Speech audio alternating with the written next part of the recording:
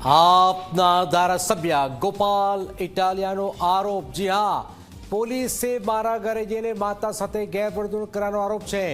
હું વિસાવદરમાં છું. ગોપાલ ઇટાલિયાએ આ વાત કરી. ગૃહ રાજ્યમંત્રી હર્ષ સંઘવી પર આરોપ લગાવ્યા. હર્ષ સંઘવીએ મારા પરિવારને ધમકાવ્યા. ઇટાલિયાએ વાત કહી છે, અમે કોઈનાથી ડરવાના નથી. ગોપાલ ઇટાલિયાએ હુંકાર કર્યો.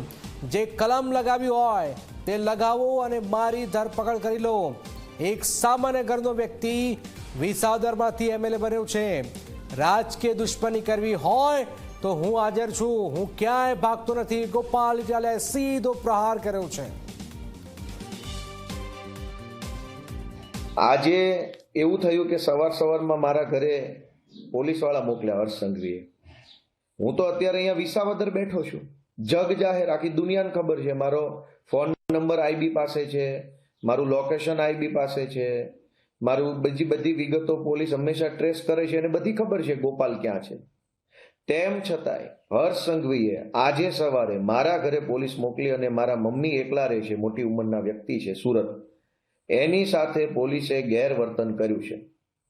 પહેલા તો સીધા મારા ઘરે ગયા, થોડી ઘણી સરખી વાતો કરી, પછી બેફામ વર્તન કર્યું મારા મમ્મી સાથે પોલીસવાળાએ, અને પછી પાછળથી પાછો સારો એવો વિડીયો બનાવી લીધો.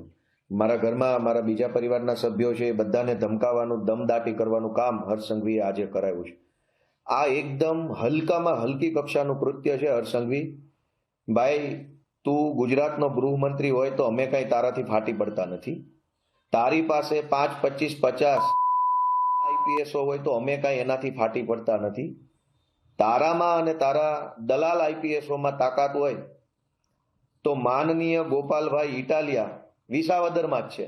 તને જ્યારે મજા આવે ત્યારે જે મજા આવે એ કલમ અંતર્ગત ધરપકડ કરી લેવાની છૂટ છે. અમે કોઈ તારાથી ફાટી પડતા નથી કે અમે કોઈ તારાથી કંઈ ડરી જવાના નથી.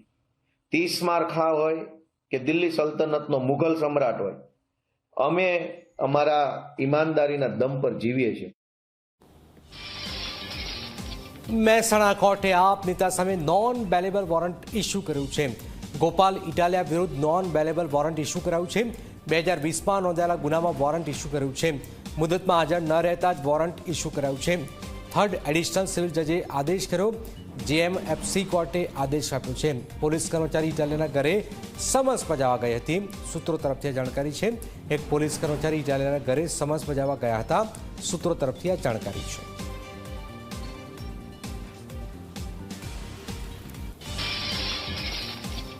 ગોપાલ ઇટાલિયાએ જે આજે આક્ષેપ લગાવ્યો કે પોલીસ સુરત સ્થિત ગોપાલ ઇટાલિયાના ઘરે ગઈ, માતા સાથે અભદ્ર ભાષામાં વાતો કરી.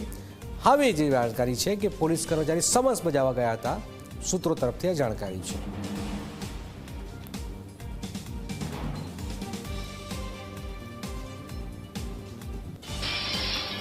આપના ધારાસભ્ય ગોપાલ ઇટાલિયાનો એક ઓડિયો વાયરલ થઈ રહ્યો છે.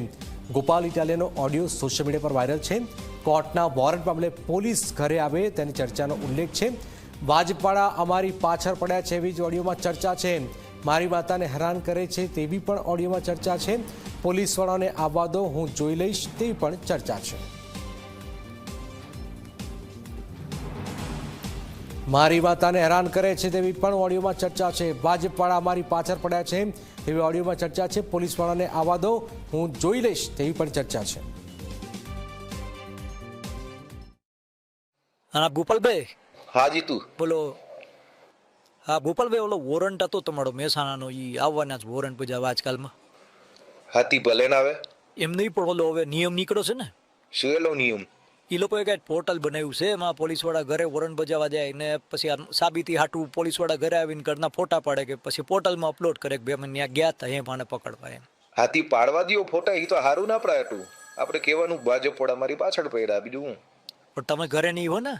હા, પણ માજી તો મળશે ને. આપણે કેવા થાય ને કે મારી માને હેરાન કરે છે આ લોકો.